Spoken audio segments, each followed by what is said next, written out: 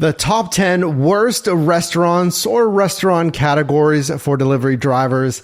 This list coming to you after I have driven for DoorDash, Uber Eats, Grubhub, Amazon Restaurants, which is discontinued, and Postmates, which has since been acquired. See if you can guess down below in the comments and let me know if you agree or if you'd like to reorganize this list down below in the comments. Okay, the least offending restaurant, number 10, Five Guys. I found that the wait time usually isn't that bad, but the kicker with Five Guys is there's really always a wait insofar as they don't really make, at least assemble that order until you arrive. Now, I get it to fresh food and seeing that greasy bag with that extra scoop of fries going in.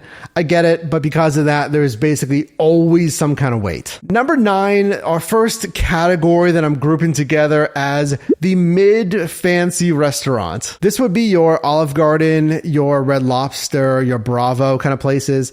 I feel like places that are busy for families, maybe especially on the weekends. And because of that, those staff are running around, the kitchen's busy, and I have had longer wait times at those spots. Maybe even throw in California Pizza Kitchen, because I've definitely waited there as well. Number 8, the late night drive-through onlys. If there's any spot, I'm telling you, and one that's really sticky, that really belongs on this list, is the late night spots with no open lobby and just the drive-thru. I don't know, Jack in the Box, some taco places when I was doing this in San Diego. Now, speaking of some of those spots, especially maybe the little smaller taco stands, etc., if they had a little window, Rally's has this as well. If they have a little window, but if it's a late night, you're going to get trapped in that drive-thru, that's a mess. Number 7, another one that absolutely deserves to be on this list. Comment down below if you agree, but I've had probably one of the most consistent wait times as far as I see this thing pop up. I take it for whatever reason, and there's always a wait time. I'm not talking like 5 minutes, 3 minutes. I'm talking like 8 to 12 minutes. That's Cheesecake Factory. I love the cheesecake too, folks, but I'm telling you, it's another place kind of, and I'm separating this from the mid-fancy restaurants because it deserves its own spot. It is super busy. It gets slammed, at least when I did this in San Diego and here in Pittsburgh. It gets slammed because of that long wait time. Hi, you probably want the whole list, right? I'm sorry, I forgot number 6. Let's get you number, I'm back. Let's get you number 6. It's Chipotle. And I know you're going to agree with this. If you've done like at least a month of food delivery, Chipotle, it's hot or cold. Because if a location's okay in your marketplace, you're like, well, they're busy, but they're always on the ball. And they got the cart, well, the rack of deliveries you can just grab from that. It's pretty convenient. But there's times where they get slammed and I'm looking over, there's like 7, 8 people in line for the in-house dining. And then you have the delivery drivers just congregating and then the people waiting for their orders as well. And it just takes so long. So deservedly so on this list to number 6. Number 5, a spot that's getting worse and worse the higher we go up this list, folks, but number 5 is Popeyes. Not only for when I go there, it's a longer wait. Now, here's a tip for you, by the way. They have those kind of snaking lines. Don't wait in that line if you're a delivery driver. Just politely go up to the left maybe and have a bag that symbolizes like, hey, I'm a delivery person. I'm not a customer. You probably have my order sitting back there. You should pay attention to me, right? It's either that they're really slammed, even if I do wait off to the side, but I've had mistakes on orders and just out of stock items, primarily at Popeyes. Number 4, another category that I feel like you really need to be careful for, and this is obviously a generalized list. Now, I have talked to hundreds of drivers over the years. I've done this in different marketplaces, thousands of trips, but hear me out on this one. That's large chain pizza places. And again, I found that it's hit or miss, but it makes sense on the weekends, on holidays, on game days. What are people ordering from primarily? It's not like Wendy's or McDonald's per se. It's typically pizza and wing places. If you want to throw in wing places, you can here, but pizza places, Pizza Hut, Papa John's, I feel like isn't as bad, but it certainly can be. Little Caesars, spots like that. Number 3, I feel like there's not one reason why I have this spot on the list. It's just, I feel like there's always something. There's always something when I go to this spot. The drive-thru, if that lobby's closed, it's McDonald's. Okay, it's McDonald's.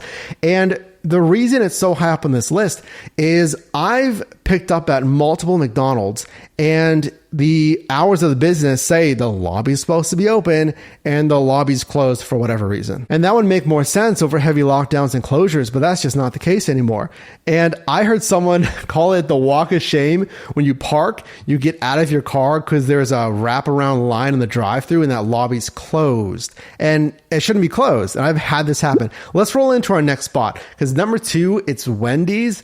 And I've had the same thing, especially that oh so gracious walk of shame trying to go to a locked lobby at a Wendy's.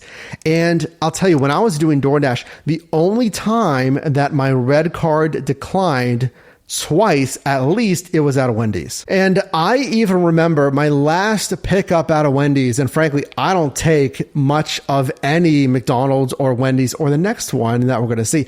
I don't take many of those runs unless the pay is crazy good because I know there's going to be problems. And the way I'm really rating this list for you is what makes it a bad restaurant. It's either bad pay and or just time invested. And I say bad pay because where does the pay come from? On DoorDash, for example, there's that base pay $2 to $10 at the time of filming this video. There is bonus pay and then a tip. Now, this can be on any platform. It can be Grubhub. It can be Uber Eats. Now, think of tip and think of your pay. A lot of the times, the tip is a percentage, a proportion of the total. So if someone's basket size, it's called, is like $10, $12, $15 maybe at a McDonald's or a Wendy's, like 10 or 15% is what the customer's selecting, placing the order. Of that total, it's not going to be a lot. Versus even the mid-tier places that we talked about, and of course those higher end spots, it would mean a higher tip if we're going based on the percentage. Now, number 1, the very worst spot that I've had on multiple locations, again, in different marketplaces. Think about this. Think about what I've already told you. Places that are drive-through only a lot of the times, or maybe you're expecting the lobby to be open and it's closed, and or places that are popular at night. Think about it. What place haven't we mentioned that's popular at night that really at those hours it is drive-through only? What do you think? The worst spot for delivery drivers, it is Taco Bell. Let me give an example before you leave this video. Drop a like if you get value here. Consider subscribing. But it is obviously going to vary based on your markets and even within your market, kind of the market segments here. An example. So a Taco Bell in Edgewood here in Pittsburgh, it's not as bad as the Taco Bell right over there in the north side. Why? Because both are open late until like 3 or 4 a.m. But the one, it's in more of a neighborhood area. And yes, people are going out. There's bars and stuff, which makes kind of it that late night food spot. It is one of the spots, folks. But this one in the North Shore is right by the casino. And this is why you have to know your market. I know there's next to nothing else that is fast food that's open late night hours other than the Taco Bell. I understand if pay is good. If it is $15, $18 for like 2 miles, it's really good. And it says it's going to take like 15, 18 minutes for that run. Yes, it's going to take 15 minutes to drive from your current zone to the Taco Bell and then to the customer. But I'm betting what these apps really don't consider is the constant live changing drive-thrus that you can easily double that. Now it's going to take 30 minutes or more, probably, 40 minutes. You're sitting in that drive-thru for like 30 minutes. So any of these spots, and we obviously can't even count local spots. So you need to know locally, what are the spots that are going to have me wait a long time? But speaking of wait time, if you got value in this video, don't wait to drop a like on this video. It does help out the video and the channel. Appreciate that. You can also click or tap the screen here for my newest video, as well as a video recommended for you. And I'll see you in the next one.